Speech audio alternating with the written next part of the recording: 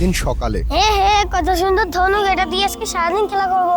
এই যে আমরা শরবতটা বানাইলাম, এইটা ইফতারের সময় খাইতে যে কি মজা হবে। এই আব্দুল্লাহ, এদিকে আয়। আব্বু আমার ভুল হয়ে গেছে, আমি আর এই ভুল জীবনে করবো না। মনে থাকে জানো, আমার শরবতটাই নষ্ট করে দিল। এই চলো খাদিজা।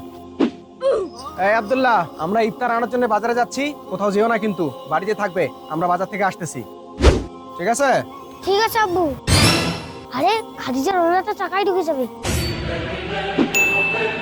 এই আব্দুল্লাহ, এদিকে আসো। তুমি আবার আমার গায়ে তীর মেরে দিছো, ব্যাপার কি? আরে আপু ওই দেখো খাদিজার ওনাটা চাকার মতো নেমে গেছে। বলো কি? হ্যাঁ, আরে সত্যিই তো। আরে আব্বু এই কারণেই তো আমি তোমার গায়ে তীর মারছি। যাই হোক, এই জিনিস নিয়ে বেশি খেলাধুলা করতে নাই, কারণ এই জিনিসটা বিপজ্জনক, এটা যে কোনো সময় যে কারো চোখে মুখে লাগতে পারে, বুঝছো? আর বন্ধুরা, তোমরা এই ভিডিওতে 10,000 লাইক করে দাও। Bye bye.